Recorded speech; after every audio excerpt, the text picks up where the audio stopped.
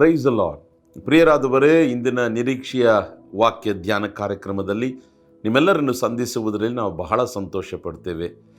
ದೇವರ ಕೃಪೆಯಿಂದ ಈ ವರ್ಷದ ಕಡೇ ದಿನಗಳಲ್ಲಿ ನಾವು ಬಂದಿದ್ದೇವೆ. ನಾವು ಹಿಂದಿರುಗಿ ನೋಡಬೇಕಾದ್ರೆ ದೇವರು ಮಾಡಿದಂಥ ಅತಿಶಯಗಳು, ಅದ್ಭುತಗಳು ಎಷ್ಟೋ ಉನ್ನತವಾಗಿದೆ.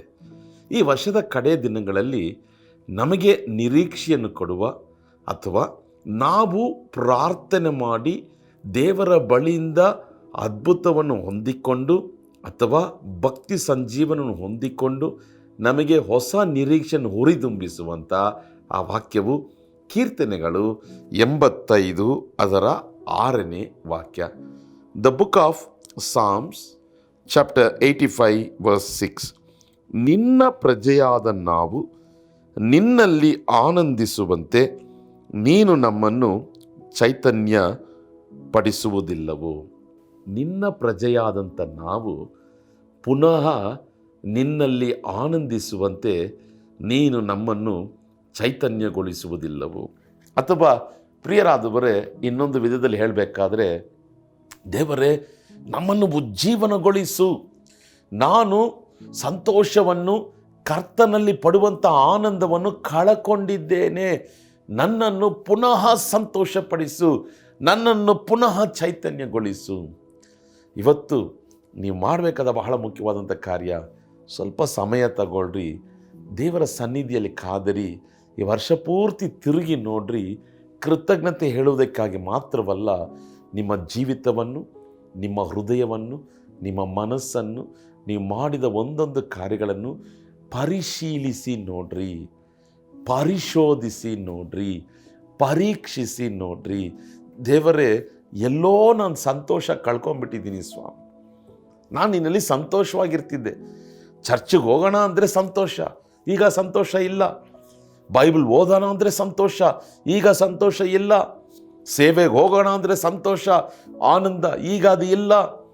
ಆರಾಧನೆ ಮಾಡೋಣ ಅಂದರೆ ಸಂತೋಷ, ಈಗ ಅದು ಇಲ್ಲ.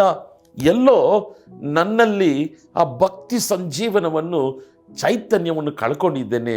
ಆದರೆ ಇವತ್ತೊಂದು ಪ್ರಾರ್ಥನೆ ಮಾಡ್ತೀನಿ, ಸ್ವಾಮಿ, ಪುನಃ ನಾನು ನಿನ್ನಲ್ಲಿ ಆನಂದಿಸುವಂತೆ ನನ್ನನ್ನು ಚೈತನ್ಯಗೊಳಿಸು. ಆಮೇನ್, ಹಲ್ಲೆಲೂಯ. ಈ ಪ್ರಾರ್ಥನೆಯನ್ನು ಖಂಡಿತವಾಗಿ ನಾವೆಲ್ಲರೂ ಮಾಡಬೇಕು. ಯಾಕೆ ಕರ್ತನಲ್ಲಿ ಪಡುವಂಥ ಆನಂದವನ್ನು ನಾವು ಕಳ್ಕೋತೇವೆ? ದೇವರಿಗೆ ಮೆಚ್ಚುಗೆ ಇಲ್ಲದ ಏನೋ ಒಂದು ಕಾರ್ಯವು ನಮ್ಮ ಜೀವಿತದಲ್ಲಿದೆ. ಎಲ್ಲೋ ತಪ್ಪು ಮಾಡಿದ್ದೇವೆ, ಅದು ತಪ್ಪಂತ ತಿಳಿಯದೆ ನಾವು ಹಾಗೆ ನಮ್ಮ ಜೀವನ ಮುಂದುವರಿಸ್ತಾ ಇದ್ದೇವೆ. ಪಾಪ ಅರಿಕೆ ಮಾಡದೇ ಇರುವುದರಿಂದ ದುಃಖವು, ಬೇಸರವು, ಗೋಳಾಟವು, ಗಲಿಬಿಲಿಯು, ಕಳವಳವು, ಭಯವು ನಮ್ಮ ಹೃದಯವನ್ನು ಆಳ್ವಿಕೆ ಮಾಡ್ತಿದೆ. ಆದರೆ ನಾವು ಈ ವರ್ಷದ ಕಡೇ ದಿನಗಳಲ್ಲಿ ಇರುವುದರಿಂದ, ದೇವರೇ, ಈ ಹಳೇ ಮನುಷ್ಯನಾಗಿ ನಾನು ಹೊಸ ವರ್ಷಕ್ಕೆ ಹೋಗಬಾರ್ದು. ನಾನು ಆ ಸಂತೋಷ, ರಕ್ಷಣೆಯ ಸಂತೋಷ, ಸೇವೆಯ ಸಂತೋಷ, ಸಭೆಗೆ ಹೋಗುವಂಥ ಸಂತೋಷ, ಆರಾಧನೆಯ ಸಂತೋಷ, ಪವಿತ್ರಾತ್ಮದಲ್ಲಿ ಉಕ್ಕಿ ಹರಿಯುವಂಥ ಆನಂದ ಕಳ್ಕೊಂಬಿಟ್ಟಿದ್ದೀನಿ ಸ್ವಾಮಿ. ದಯವಿಟ್ಟು ನನ್ನ ಪಾಪಗಳನ್ನು ಕ್ಷಮಿಸಿ ಪುನಃ ನನ್ನನ್ನು ಚೈತನ್ಯಗೊಳಿಸು. ಆಮೇಲೆ ಆ ಚೈತನ್ಯ ಬಂದರೆ ನಿರೀಕ್ಷೆ, ಆ ಚೈತನ್ಯ ಬಂದರೆ ನಾಳೆ ದಿನದ ಬಗ್ಗೆ, 2026 ಬಗ್ಗೆ ನಮಗೆ ಭಯನೇ ಇಲ್ಲ, ಧೈರ್ಯವಾಗಿ ಪ್ರವೇಶಿಸಲು ಸಾಧ್ಯ. ಆದ್ದರಿಂದ ಇವತ್ತು ಕರ್ತನ ಮಟ್ಟಿಗೆ ಸ್ಪಷ್ಟವಾಗಿ ಮಾತಾಡ್ತಿದ್ದಾನೆ. ನಮ್ಮ ಹೃದಯವನ್ನು ಪರೀಕ್ಷಿಸಬೇಕು, ನಮ್ಮ ಮನಸ್ಸನ್ನು ಪರೀಕ್ಷಿಸಬೇಕು, ನಮ್ಮ ಜೀವಿತವನ್ನು ಪರೀಕ್ಷಿಸಿ ಎಲ್ಲ ಬಿದ್ದು ಹೋಗಿದ್ದೇವೋ, ಯಾಕೆ ಒಳಗೆ ಆ ಸಂತೋಷ ಇಲ್ಲ? Why there is no joy inside your heart? Why there is no peace inside your heart? Identify it, find out and confess your sins before the Lord and say, Lord, you forgive me. The Lord will revive.